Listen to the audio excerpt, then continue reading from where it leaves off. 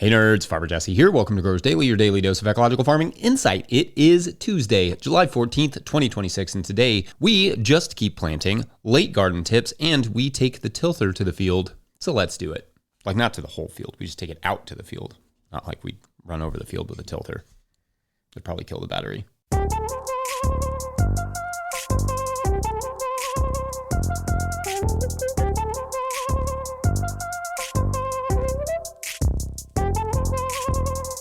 All right, everyone, welcome to Tilth Tuesday, your weekly reminder that you can get living soil compost and potting mixes from the Bonafide nerds over there at Tilth Soil. Check out Nathan on the Composter Podcast, Season 4, Episode 3, or head to tilthsoil.com to learn more. I hope your Tuesdays are off to a good start. Things are good here, and a bit of a mad dash to get things done before another weekend of rain this weekend. I mean, I'm not complaining rain-wise. I couldn't really ask for a better season, but stuff is also growing like crazy. All the stuff, all the plants I want to be growing, of course, but also all the weeds, all the grass I have to mow, everything. It's a lot to keep up with. I get jealous sometimes of the people who get to pick and choose where they put their water, though, of course, not as jealous of things like, water restrictions or wells running dry or anything like that. But anyway, there is no perfect place to farm. It's all bananas everywhere. Got the onions out yesterday, though. That was a good feeling. Some of the biggest onions I've grown, and I attribute that to, honestly, I'm not 100% sure.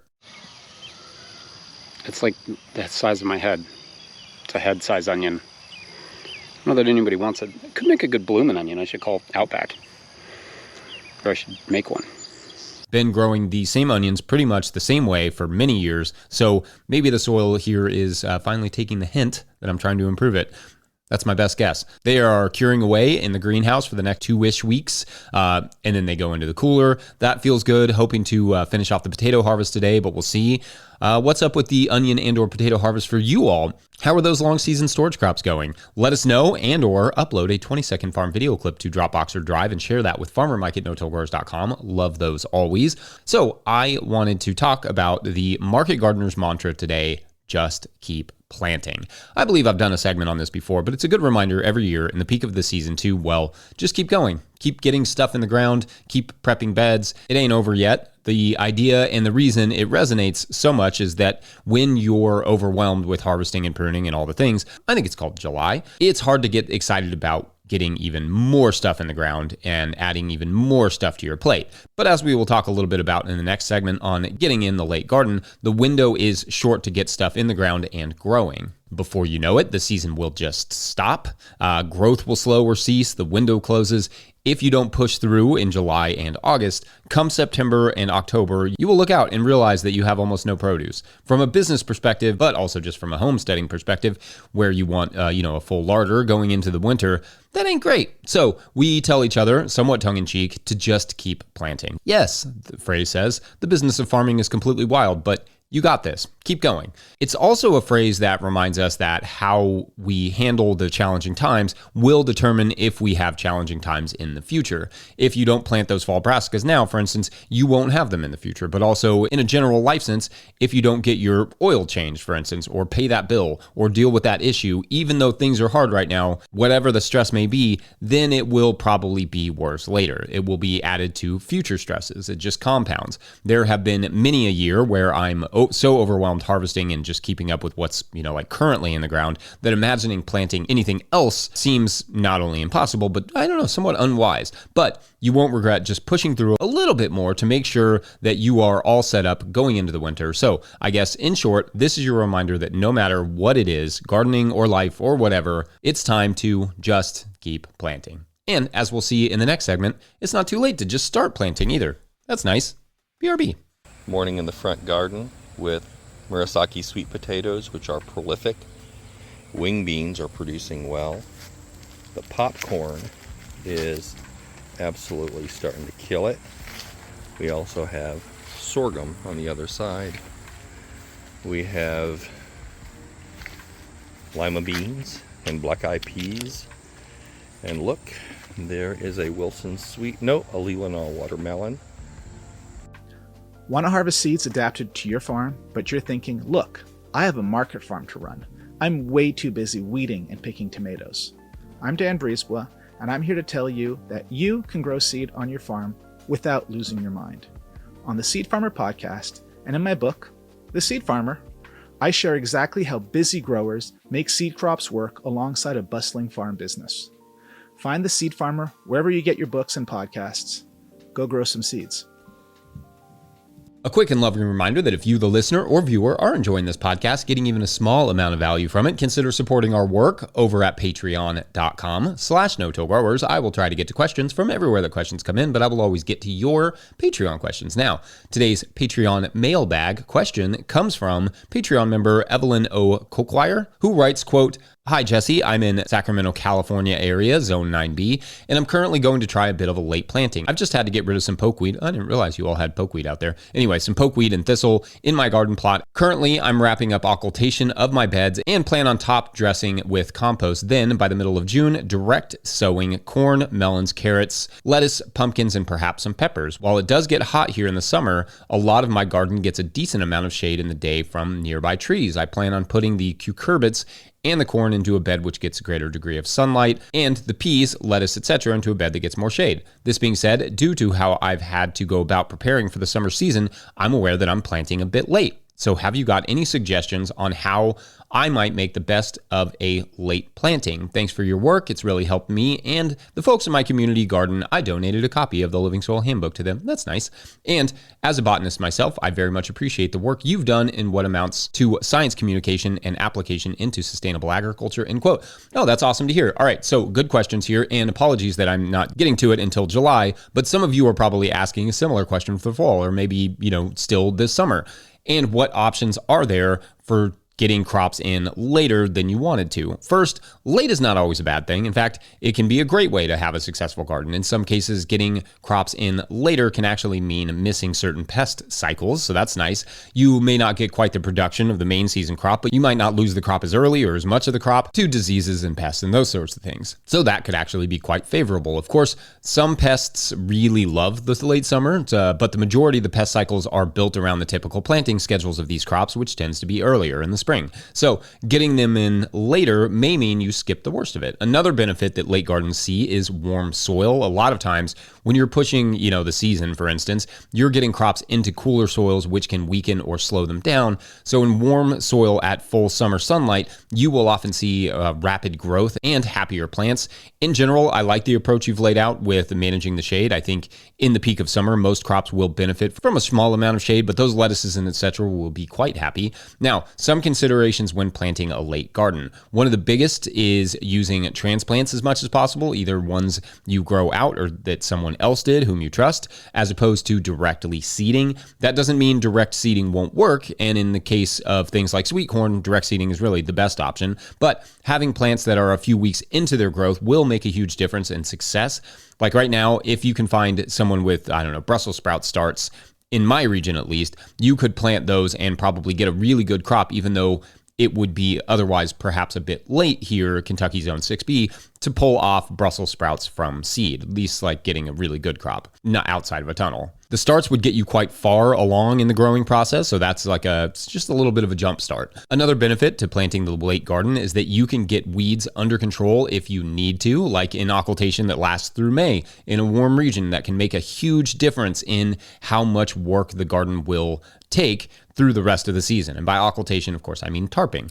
The next thing is that with less time comes less room for error. Things have to get watered in well and receive proper watering throughout their lives. They also obviously cannot be planted into hot, dry soil in the hottest part of the day. The soil should be well saturated the day before, and the crop either transplanted in the evening or early in the AM, gently too, so as not to shock them. And to that point, don't shock them. If you want your late planting to work out, the plants need to be happy as can be. Make sure the transplants are hardened off and ready to go by leaving the trays in direct sunlight for a few days before you plant them, or perhaps applying some shade cloth. For the hotter season crops, that might not be as necessary, but for sensitive stuff, it's a good idea. Then sometimes it's just about knowing how much time you have. Planting a summer garden in that region in June, it's not too late by any means. You have quite a long season there, 9B. You should get plenty of food out of that. Even we can plant a lot of that stuff here in July and still get a decent crop. Peppers being perhaps the biggest exception, as they are very slow. Directly seeding peppers would probably be the one that I wouldn't recommend.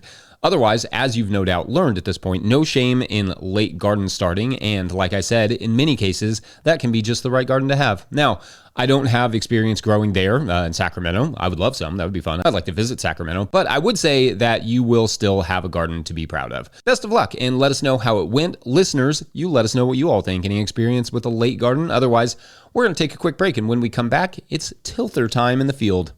BRB. I'm in Lithia Springs, Zone 8A. When I constructed this hool bed 3.5 years ago, it was about 4 feet high. It's broken down now, and this year I've got tomatoes growing, and they're 9.5 feet tall right now. Farmer Claire Coleman here from the Winter Growers Podcast. Did you know that I also founded Real Farmer Care, a nonprofit that supports farmer well-being? From my own experiences farming, I knew firsthand that this type of support was missing from ag, so I decided to do something about it.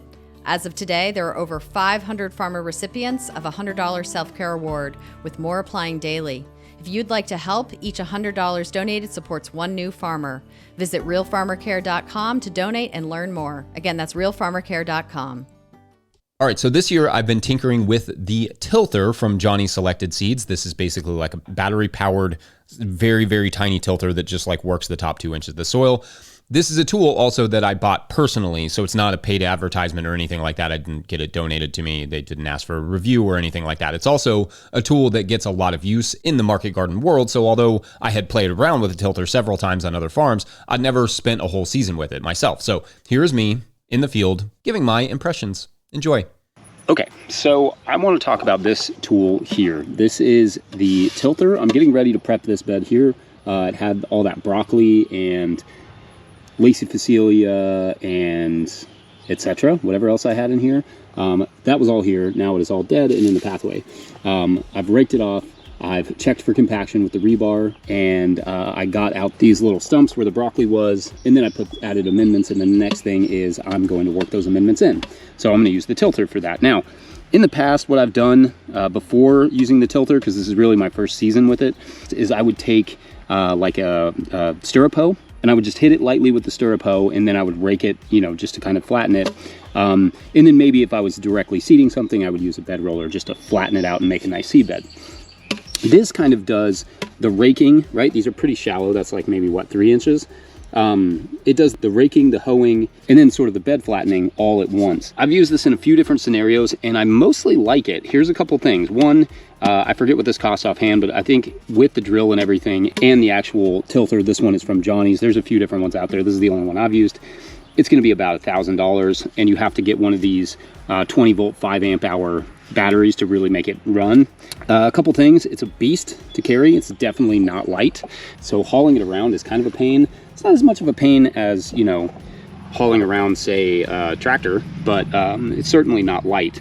So, you use this little lift handle here. That helps, but I've banged my shin on this more than a couple times now. And in general, I mean, I like a tool that does 3 jobs kind of all at once. A couple things, though, it does get clogged a little bit. Like this material, like if it collects any of this, it'll get stuck in these tines, and then I'll have to stop and flip the machine over and kind of dig those out so it'll work again and not wear out my drill.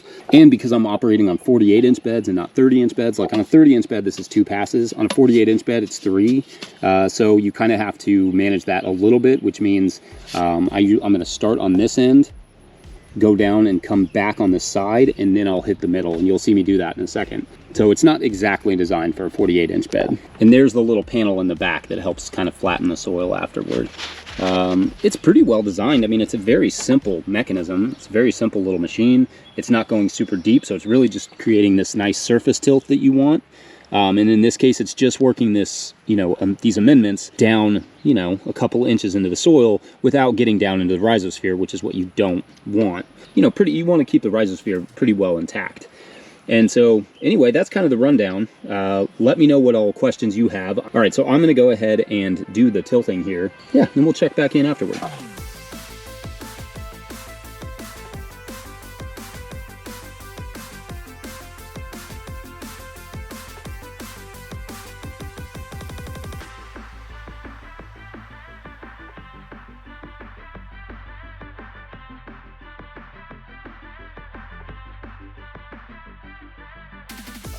It is so hot out. All right, so You probably saw me as I was doing that have to stop a few times just to keep it from getting too binded up, because it will take anything from that pathway and shove it right into those tines. I mean, in general, we often have pretty rough soil prep. The way that I do my bed flips is not always super clean, right? Because we're dealing with like lacy phacelia matter and broccoli that we want to leave the roots in the soil, right? And you could see sometimes when I hit those roots, I jump a little bit. But in general, like, I worried about using this kind of tool for that reason, because yeah, when you have rough bed surfaces to deal with, the tilther may not always do as well, or that was my concern, and it's done pretty well, all things considered. Anyway, I'm gonna finish this off with that last little strip down the middle, and you all can let me know what questions you have, and then I'm gonna find something cold to drink, maybe like a ice water. That sounds delicious. All right.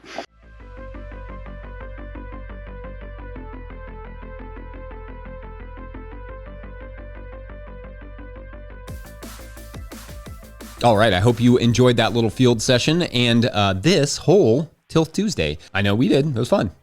Did you know that No Till Growers is a nonprofit 501c3? That means donations are not just the coolest possible thing to me when they come in, because it means you all appreciate this work and it gets to keep going, but they are also tax deductible for you. There are links in the show notes for how to do that. Please make sure to like and or subscribe and or follow wherever you're getting this podcast. That is an easy way to help us out as well.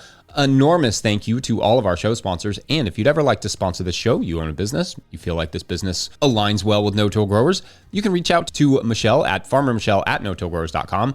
Big thank you to Michelle. Big thank you to the No Till Growers Board of Directors. Huge shouts to Willie Breeding for the theme music, Mike Hilbert for the production help and editing, and my wife Hannah for absolutely everything in the world. Also, shouts to Epidemic Sound for the background music that you can hear.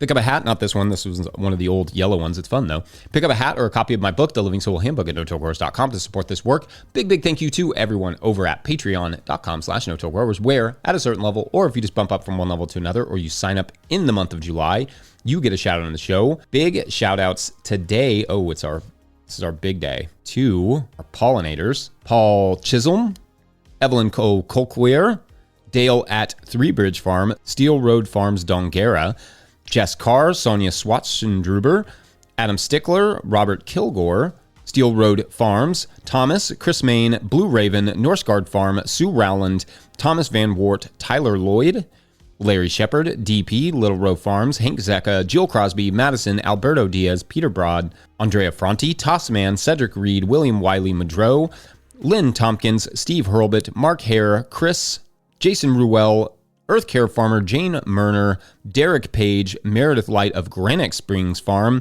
Jared Kirst at Rivendell Farms, and Fiona Indani of Firefly Farm. Huge shouts to all of our pollinators here. Keep it going every month. Love it. Super, super important folks, and we really appreciate you. All right, and I will appreciate you with a weird little story. As you will remember, our hero this week, Woodrow, was just a hardworking dude whose favorite uncle, it turns out, had struck it rich. And so Woodrow, when that favorite uncle, passed away, inherited a cool $500 million from him.